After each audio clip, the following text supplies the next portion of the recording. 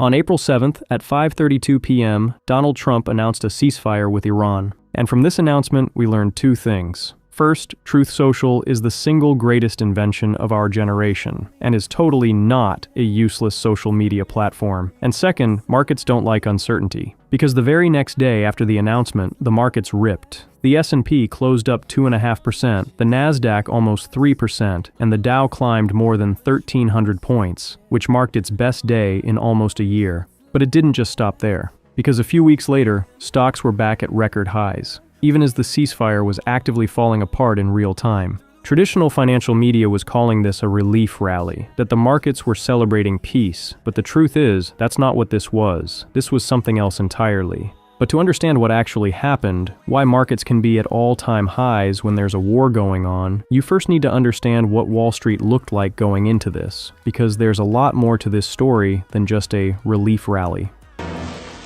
On February 28th, the US and Israel launched joint airstrikes on Iran. Supreme Leader Ali Khamenei was killed. Then Iran shut down the Strait of Hormuz, and the market had its worst 5-week losing streak in nearly 4 years. The S&P was down nearly 9% by the end of March. And while your retirement account was quietly screaming, there was something else happening underneath the surface.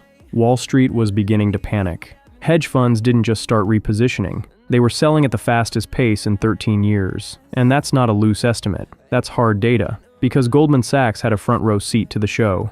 They run what's called a prime brokerage desk, which services most of the major hedge funds on Wall Street, which means they see what these hedge funds are buying, what they're selling, and just how leveraged they are. And according to Goldman's own numbers, Q1 hedge fund selling in North America was the largest since April 2020. Gross leverage was sitting over 300%, near an all-time high. And short exposure to macro ETFs like SPY and QQQ hit the highest level since the pandemic. And then on March 19th, commodity analyst Rory Johnston said this.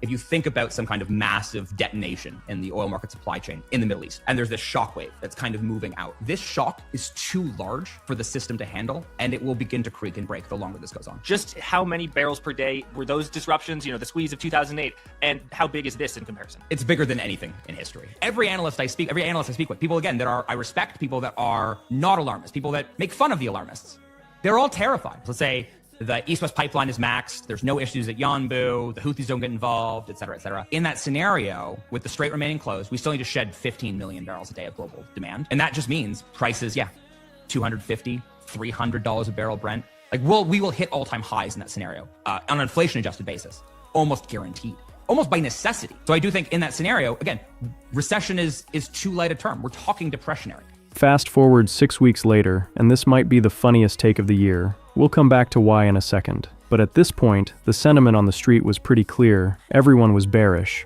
Then, on the evening of April 7th, Trump announced the ceasefire. And when the markets opened the next morning, it was like someone turned Jerome Powell's money printer back on. Because over 400 names in the S&P finished green, 13 stocks printed all-time highs, Brent crude dropped around 13.5%, and WTI crude fell over 16%. Marking the biggest single-day decline since April 2020. But here's where the mainstream explanation for all of this starts to break. According to maritime intelligence firm Windward, who utilizes AI to cross-reference digital GPS signals with satellite radar and imagery, only 5 outbound carriers were actually detected moving through the strait by midday. This is a roughly 96% decrease in activity compared to the pre-war baseline of around 130 daily transits through the Strait of Hormuz. So something's not adding up. How can there be a relief rally based on world peace if there's actually no world peace? Which raises the question, what really moved the markets? And the answer is a good old-fashioned short squeeze, and I can prove it. But for this to make sense, we first need to explain the underlying mechanics of a short squeeze. Because when you short a stock, you're borrowing shares from someone and selling them. You're betting the price drops so you can buy them back cheaper at a later date, return them, and profit the spread. But if the price goes up instead, you're f***ed because you still have to return those shares you borrowed, which means you have to buy them back at a higher price than you sold them at. And if the price keeps rising, your losses keep growing. And at some point, your broker may send you a margin call, which means you either add more money to your account or you close the position immediately. And when enough people get margin calls at the same time, they all have to buy back their shares. That buying pushes the price up, which triggers more margin calls, which triggers more buying. And that's a short squeeze. And on April 8th, when the macro short exposure was at the highest level since 2020, the squeeze began. But the squeeze was only the first domino to fall, because once stocks started ripping, the algorithms kicked in. And this is where the CTAs, or commodity trading advisors, enter the story. Oh no! Oh no! Oh no! Oh no! Oh no! Oh yeah!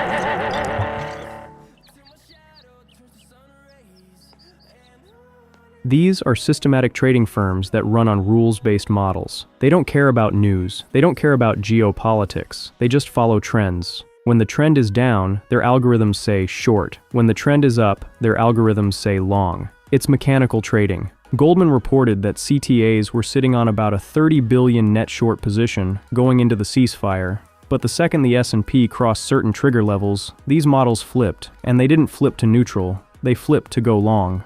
Goldman originally estimated these CTAs would need to buy back around $40 billion of equities to exit their short positions. But the actual number ended up being $86 billion across just 5 trading sessions, which, according to Goldman's records, is a top 5 buying speed print of all time. And then there was the third domino to fall, the options market. Dealers on the other side of options trades have to stay delta neutral, which means when customers pile into calls, dealers hedge by buying the underlying stock. And Spot Gamma, a leading financial data platform, had flagged a negative gamma regime heading into the ceasefire. That's the regime where dealer hedging flips from stabilizing to pro-cyclical. Price goes up, dealers buy more, price goes up more. You get the point. So a squeeze, plus a systematic flip, plus dealer hedging. 3 dominoes, all falling one after another. That's the rally. That's what we saw. And here's the funny thing. This isn't the first time we've watched this movie. It's a very similar pattern that has played out again and again over the last decade. Because go back to December 2018, stocks had been crashing for months on fears of a rate hike. Then Jerome Powell goes on stage and says one word, patient, and the Dow explodes. It was the first time the Dow had ever gained more than 1,000 points in a single trading session. Or we can go to August 2024, when the Bank of Japan hiked rates for the first time in 17 years. The yen carry trade began to unwind, which I've made a video about.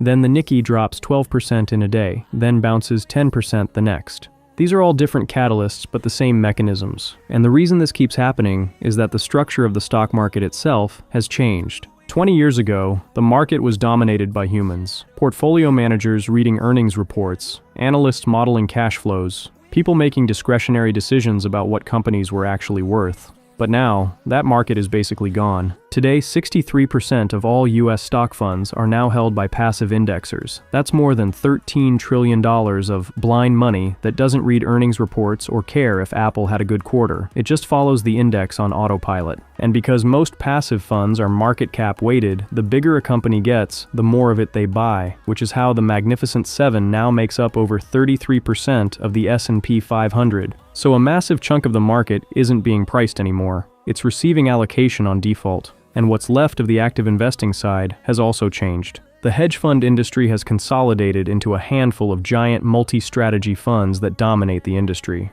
The Millenniums, the Citadels, and the .72s of the world. And their assets under management have grown exponentially over the last decade. These funds typically run at 4 to 8 times leverage with strict drawdown rules, which means when they hit a drawdown limit, they don't sit in a conference room and debate whether the Fed is going to cut or whether the war is really over. They sell immediately. And underneath all of this is the options market. Because now, same-day expiration options make up around 63% of all SPX trading. On peak days, we're seeing over $2 trillion of notional value change hands in a single trading session. Every one of those options forces a dealer on the other side to hedge in real time, which leads to buying or selling the underlying stock to keep their books balanced. So the dominant players in 2026 aren't analyzing valuations or fundamentals, they're reacting, and when price moves, their reactions stack on top of each other. And this is what happened on April 8th. Once you understand this, once you understand the mechanics behind why markets are irrational, everything starts to make a little more sense. So if you're tired of watching traditional financial media hand you the dumbed-down version of what's happening in markets, hit subscribe, because this is the stuff they conveniently forget to cover. Because the stock market we all used to know and love, the one about finding undervalued companies and investing in them for the long term, that stock market is gone. What's left is a giant feedback loop of algorithms, passive funds, and options dealers, all reacting to each other in real time. And the headlines? Well, they're just the narratives people use to help rationalize things.